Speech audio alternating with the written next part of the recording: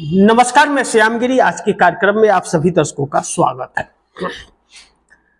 धनखड़ के जगदीप धनखड़ उपराष्ट्रपति के इस्तीफे के बाद जो परिस्थितियां बनी हैं वह मोदी सरकार के लिए शुभ संकेत नहीं है। अब देश के अंदर एक असमंजस सी परिस्थिति है और जगदीप धनखड़ के इस्तीफे से किसी को कोई दिक्कत नहीं है, क्योंकि जगदीप धनखड़ ने अपने कार्यकाल में, चाहे वह पश्चिम बंगाल के राज्यपाल रहे हों और चाहे उपराष्ट्रपति बने, अभी उनका कार्यकाल बाकी भी था, उनको हटाया गया या इस्तीफा ले लिया गया, वह उतना चिंता का विषय नहीं है। उनके जो व्यवहार थे उसके अनुसार जो कार्यकाल उनका रहा राज्यपाल का या उपराष्ट्रपति का, वह दुर्भाग्यपूर्ण था। इस बात से इनकार नहीं कर सकते, क्योंकि विपक्ष को दबाना और सत्तारूढ़ दल का प्रवक्ता बन जाना, यह उनका पूरा ध्यान उधर ही था। लेकिन जिन परिस्थितियों में इस्तीफा हुआ, वह एक संवैधानिक पद का की गरिमा को तार तार करता है। और इस्तीफे के बाद उनका जो हाल है, जिस तरह उनके ऊपर शिकंजा कसा गया, फेयरवेल पार्टी भी नहीं, उनका राष्ट्र के नाम संबोधन भी नहीं, कोई बातचीत नहीं, कुछ नहीं। एक चीज तो तय है कि जिस तरीके से हुआ वह एक तानाशाही के कार्यकाल को दर्शाता है, इससे इंकार नहीं किया जा सकता। जिसका दुख इस देश को है कि जगदीप धनखड़ का आचरण जो भी रहा हो, लेकिन इस देश के नंबर 2 व्यक्ति थे। प्रथम राष्ट्रपति और दूसरा उपराष्ट्रपति और उसके बाद प्रधानमंत्री का नंबर आता है,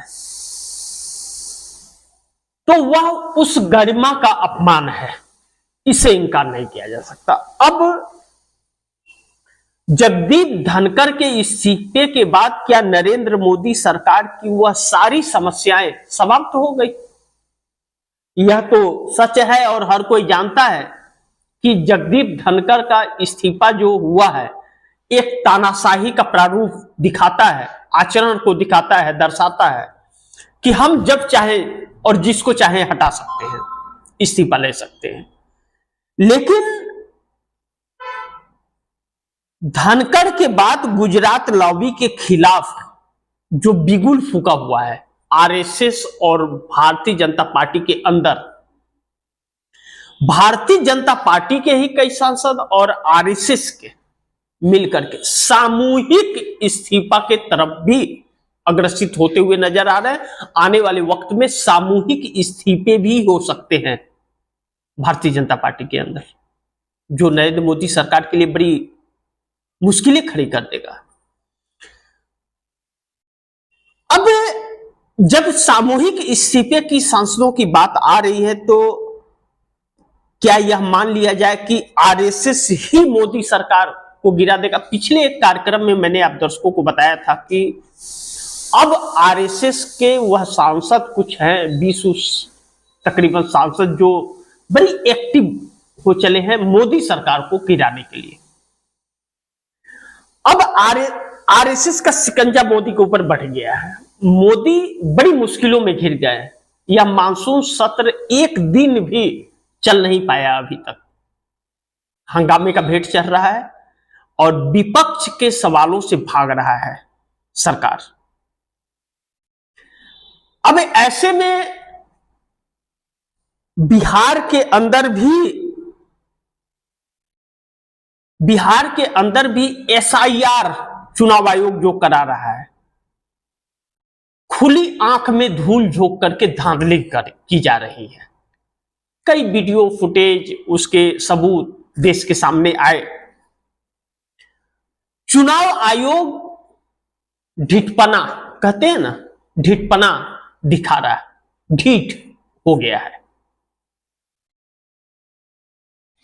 अब तेजस्वी यादव ने जो कहा कि जब ऐसे ही करना है, लाखों करोड़ लोगों के नाम काट ही देना है और भारतीय जनता पार्टी को ही जिताना है चुनाव आयोग को, तो भारतीय जनता पार्टी को विजयी घोषित कर दे, एनडीए गठबंधन को विजयी घोषित कर दे। तो चुनाव कराने का यह ढोंग क्यों रचा जा रहा है?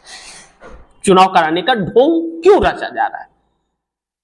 अब तेजस्वी यादव ने यह भी कहा कि मैं महागठबंधन, इंडिया गठबंधन के घटक दलों से यह बात करूंगा कि ऐसे हालात में जब चुनाव धांधली हो रही है और चुनाव हाईजैक किया जा रहा है और किसी और को जिताने के लिए या विपक्ष को हराने के लिए चुनाव आयोग काम कर रहा है, तो चुनाव लड़ के क्या फायदा? हम बाइकआउट करने पर विचार करेंगे, बाइकआउट करने पर विचार करेंगे। अब बिहार में महागठबंधन और देश में इंडिया गठबंधन, इंडिया गठबंधन के लोग ही महागठबंधन में हैं। तो इंडिया गठबंधन की तरफ से राहुल गांधी, तेजस्वी यादव चुनाव आयोग के एसआईआर जो है, चुनाव आयोग का एसआईआर को बिहार में विरोध कर रहे हैं। चुनाव आयोग का बाइकआउट का ऐलान हो सकता है आने वाले वक्त में, जब सुप्रीम कोर्ट भी अगर संज्ञान नहीं लिया तो बाइकआउट हो सकता है। इसके अलावा और कोई रास्ता नहीं रहेगा। लेकिन क्या बाइकआउट कर देने से सारी बातें सॉल्व हो जाएगी? ऐसे ही कुछ मुद्दों पर अगर हम चर्चा करते हैं, इन दोनों चीजों से लेकर के धनखड़ का इस्तीफा, आरएसएस के लोगों के द्वारा बगावत, सामूहिक इस्तीफे की बात, तेजस्वी यादव राहुल गांधी का बाइकआउट पर विचार, तो दो प्रश्न खड़ा हो रहे हैं जिस पर हम लोग को चर्चा करना बहुत जरूरी हो जाता है। नंबर 1, धनखड़ के बाद गुजरात लॉबी के खिलाफ कई सांसद देंगे इस्तीफा, आरएसएस ही मोदी की सरकार गिराएगा। यह एक प्रश्नवाचक चिन्ह है जो हर किसी के अंदर गूंज रहा है, तो इस पर विचार करना जरूरी है। और दूसरा, इंडिया गठबंधन के तरफ से, जो महागठबंधन के रूप में भी जाना जाता है, इंडिया गठबंधन की तरफ से राहुल गांधी, तेजस्वी यादव चुनाव आयोग के एसआईआर को बिहार में विरोध कर रहे हैं। चुनाव का बाइकआउट करने का ऐलान भी हो सकता है। इन दोनों मुद्दों पर अगर हम लोग विस्तार से चर्चा करें और इन बातों को समझने का प्रयास करें तो बहुत सी तस्वीरें साफ हो जाएगी। जैसा कि बहुत अच्छे अच्छे लोगों से जब बात की जा रही है और बात को समझने का प्रयास किया जा रहा है, चाहे वरिष्ठ पत्रकार हो, राजनीतिक विशेषज्ञ हो या और समाजसेवी जैसे लोग हों, तो चर्चाएं होती हैं तो उसका एक रिजल्ट निकलता हुआ नजर आ रहा है और जो संकेत आ रहा है वह बहुत भयावह है। लेकिन पहले हम लोग धनखड़ की बात कर लें। जगदीप धनखड़ के इस्तीफे के बाद गुजरात लॉबी जिसको कहा जाता है, क्योंकि पूरे देश में गुजरात मॉडल है, तो अमित शाह और नरेंद्र मोदी को गुजरात लॉबी कहा जाता है। तो गुजरात लॉबी के खिलाफ कई सांसद सामूहिक तौर पर इस्तीफा देने पर विचार कर रहे हैं। कई सांसद की जब बात होती है तो आप 20 से 40 सांसदों की बात समझिएगा। और जगदीप धनखड़ का जो इस्तीफा हुआ, अरविंद केजरीवाल को बुला करके मुलाकात की थी उन्होंने, और कहा जा रहा है कि केजरीवाल के साथ मिलकर के सरकार गिराने की साजिश चल रही थी। और अरविंद केजरीवाल को जगदीप धनखड़ कह रहे थे कि पंजाब से राज्यसभा सांसद बनकर के आप आ जाइए राज्यसभा में और आकर के अपनी बातें उठाइए। आप कितनी सच्चाई है या इसका सबूत किसी के पास नहीं है, लेकिन अरविंद केजरीवाल मिले थे जगदीप धनखड़ से, यह तस्वीर सबके सामने आ गई है। अब अरविंद केजरीवाल ना तो सीएम है, ना सांसद है, ना विधायक है, तो वह उपराष्ट्रपति से उनको मिलने का वक्त कैसे मिल गया? कैसे मिल गया? तो यह एक सवाल है। लेकिन इतने बहुत बड़े पार्टी के भी कोई नेता नहीं है वो, राजनीतिक करियर भी बहुत लंबा उनका नहीं है, कोई ऐसा काम भी उनका नहीं है जो उनकी मांग पूरे देश के अंदर है, ऐसी भी छवि नहीं है उनकी। तो फिर इसे एक साजिश के तहत देखा जा रहा था। तो जगदीप धनखड़ आंखों की किरकिरी बने हुए थे कहा जा रहा है, लेकिन उस दिन क्या हुआ जिस दिन पार्लियामेंट मानसून सत्र शुरू हुआ और मल्लिकार्जुन खड़गे को बोलने का वक्त जो दे दिया गया, 2 जज इसके कारण बनते हुए नजर आ रहे हैं। और अब यह कहा जा रहा है कि धनखड़ से आरएसएस उतना आहत नहीं है, संवैधानिक पद के अपमान से आहत है।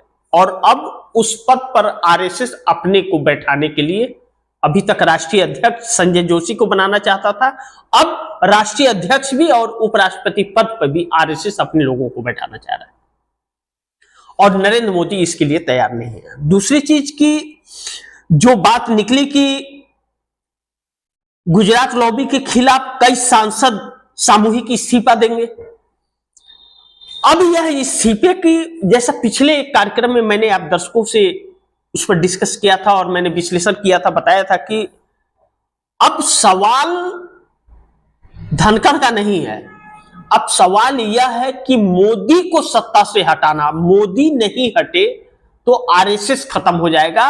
उन सांसदों के अंदर यह सवाल है कि अगर आरएसएस संगठन को बचाना है तो सत्ता की कुर्बानी देनी पड़ेगी, सत्ता की कुर्बानी देनी पड़ेगी, तो मोदी सरकार गिरानी पड़ेगी।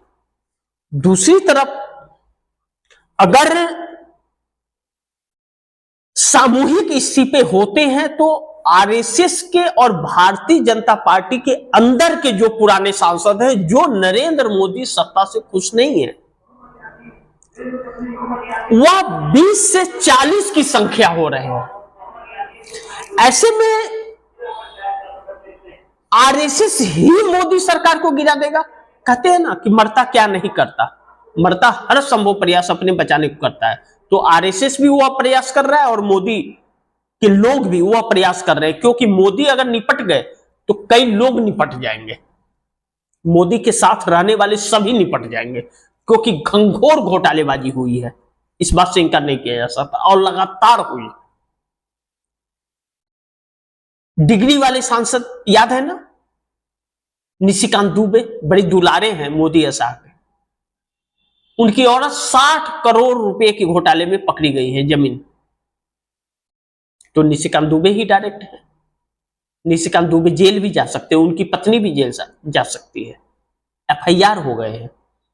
तो यह खैर अलग दिशा की बात होगी, वक्त बताएगा। लेकिन जैसा मैंने कहा कि आरएसएस ही मोदी सरकार गिराएगा। अगर आरएसएस के सांसद आरएसएस पे दबाव डाल रहे हैं और वह सामूहिक इस्तीफा देने की तरफ अग्रसित हो रहे हैं, तो इसका मतलब आरएसएस ही मोदी सरकार गिरा देगा। तो क्या यह मान ले कि मानसून सत्र में मोदी सरकार का, मानसून सत्र ही मोदी सरकार का आखिरी सत्र होगा?